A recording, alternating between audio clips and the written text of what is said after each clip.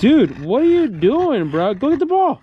What is up, everybody? Welcome back to the channel, guys. You guys guessed it.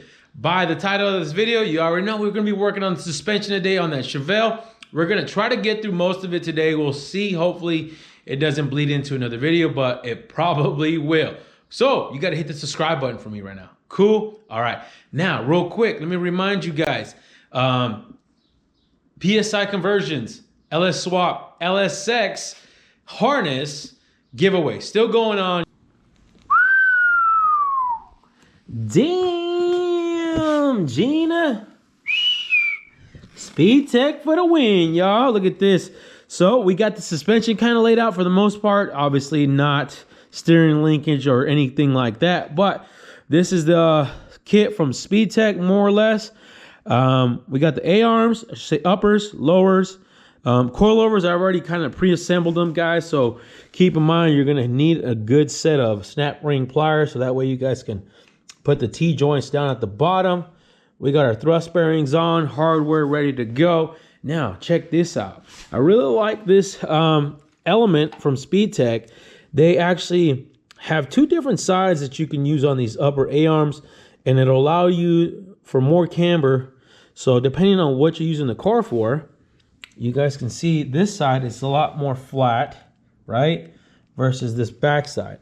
Now, you can mount them either way. Now, benefit, you do it more of like a street car, more of a cruiser, you're gonna mount that flat side just like that. So that's probably what we're gonna do. And this side, you want some more camber, that's the way to go. But we're gonna end up having to reuse our old hardware or get new hardware, so keep that in mind. They do provide new hardware for the lowers, but let's see what we can get through today. And let's go ahead and get to the car. As a matter of fact, I gotta show you guys the car because we kind of already demoed everything. Bam, you guys, look at that. Everything is off already. That boy Kale was over here the other day. He put in some work. You guys can see he's got all the suspension off already. Oh, look, we left our magnet right there. But all the suspension's off. And as a matter of fact, we actually coated this thing up too a little bit. Degreased everything, pressure washed everything. Put a nice set of Holley mounts on here for our engine. Now, guys, if I am ever going to give you guys any kind of tip, any kind of advice that's going to really benefit you guys, like at the end of the day, mounts, motor mounts. If you guys ever have your suspension off and your engine off at the same exact time, do not forget to put your motor mounts on your frame before you put your suspension on, because these control arms go right in here, right? What happens is if you try to put these on afterwards, guess what? The A-arm is going to fight you the entire time you're trying to get to those bolts right there. It's going to take you 3 to 4 hours just to do motor mounts if your A-arms are on, lowers. Now, if you just do them like I did, it'll take you 10 minutes. That's it. So take that, boys, and run with it, because that is the best thing you're going to be able to do when you got all your suspension off, motors out, motor mounts. Always swap those out. Even if you guys think they're good, swap them out anyways. But like I said, he coated the frame with par 15, so that's all good to go. That will never rust after that. So we should be ready to go. We're gonna start with the uppers. Obviously you got your 2 bolts up here. If you guys never demoed front end suspension, guys, just start taking bolts off. It's not hard. Just start taking bolts off, see where everything bolts up. Just start taking bolts off. It's not that big of a deal. But we got the 2 right here. We're not gonna do any shims or anything. We'll let the alignment shop do that. And we got the 2 bolts here. You're gonna have 2 bolts down here for your lower control arms, and then your actual shock should bolt right up there or so with your rubber bushings in between. Now, there is a bump stop. I don't have a new one for it yet. We're gonna have to go get one, but that's something you can always put later, guys. Don't worry about it, but it's pretty simple. Obviously, like I said, upper, lowers, shock, and then your spindle / knuckle, whatever you want to call it, rotor and all that good stuff.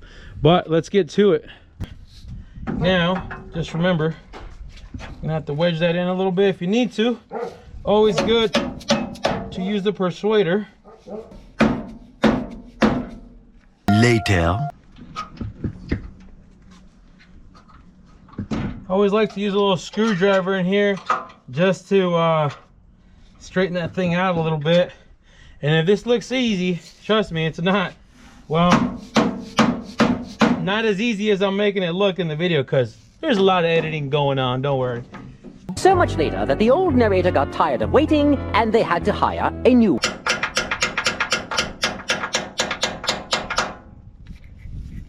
Just like that.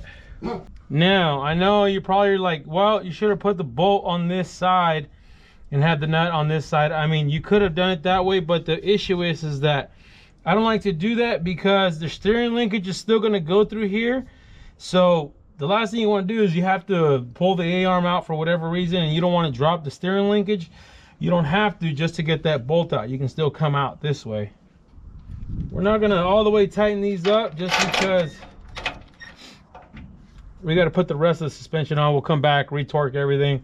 Now we're going to move on to the top / coilover. Now I wanted to tell you guys one thing. These coils / shock comes already compressed, and they're kind of hard to decompress. So what I like to do is I kind of put the bolt up top, I should say the shaft through, and then put this washer, and then put that same nut and just kind of pull and tug on it down. That way you have enough room to get the spring in there, because if not, you won't be able to get the spring in there and all that good stuff. But I am gonna bolt the top up first before we do that upper control arm. So that way we're not fighting that upper control arm while we're trying to put the coilover mount up top. Just like that.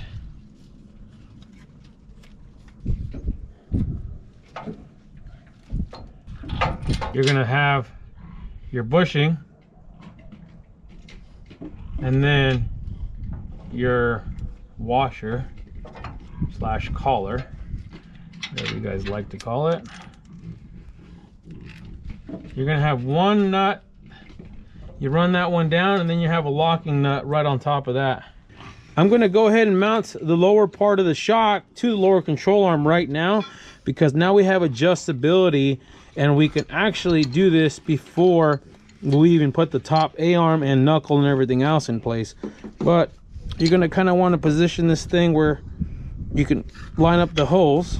What I am gonna do though, I believe I'm gonna make these knobs, I think I'm gonna rotate the shock and have them on the back side. I think that'll be easier for serviceability, for adjustment.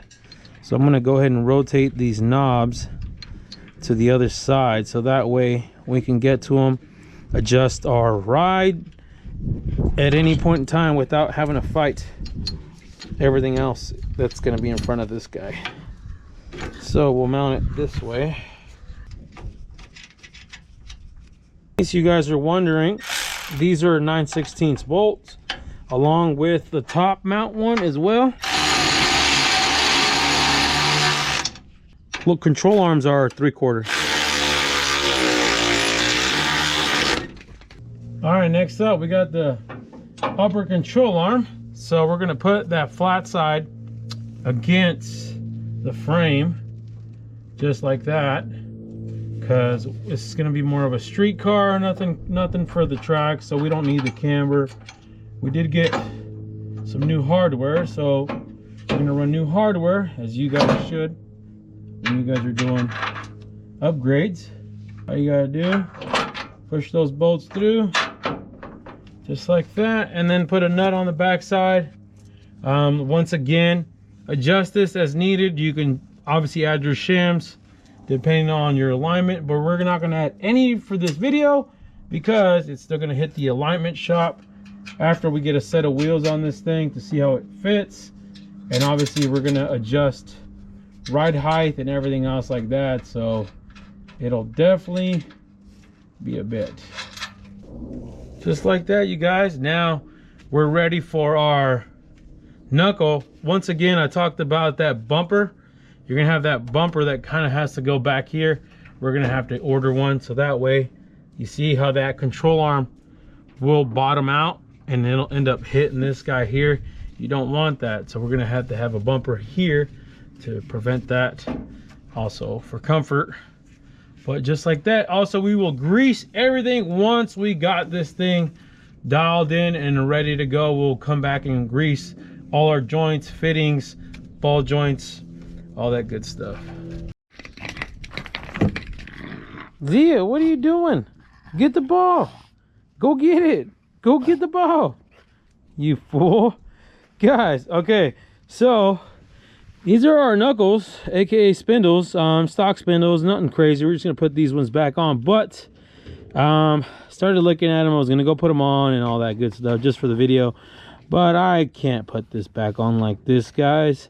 It's just not in me. We're gonna clean them. We're gonna clean them up, maybe even sandblast them, maybe even paint them, because we got all that good new stuff on there. Why not? Dude, what are you doing, bro? Go get the ball. Go get it. Get the ball, you fool. You crazy dog. All right, guys, let me pull this stuff off real quick. See if we get this thing cleaned up. It's amazing what a little sandblasting and some paint will do, you boys. Check that thing out, man. Yeah, couldn't put that thing back on there, just looking all raggedy, especially after putting all the new Speedtech suspension on. Yeah, I went ahead and cleaned it up, guys. It is the next day. Sandblasted everything, painted everything, and look at the difference. That looks freaking great. But I want to tell you guys that when you go to put this thing back on, the beauty about going coilovers is you don't have to deal with that monstrosity of a freaking rocket that can kill you and take your head off. You get to deal with the coil spring, and you don't have to worry about trying to compress that thing very hard, because what I like to do is kind of set it to the lowest setting as possible as far as height. As you can see, that's kind of pretty low there, and you'll do is, if you're doing this on the floor, you just take a jack stand, or sorry, a jack, take a jack, place it underneath with some kind of cushion or some kind of insulation. I just got this little chalk in here just for helping me push this thing up, and then I put the top one on, and then you put the bottom one, kind of line it up in the hole there, and just start pumping. Pump the jam up and let that thing come up on its own, just like that, and you really ain't got to worry about much.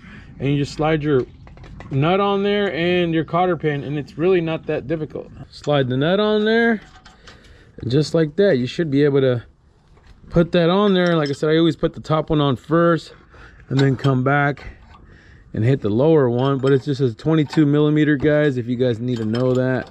And I'm just gonna keep on wrenching here.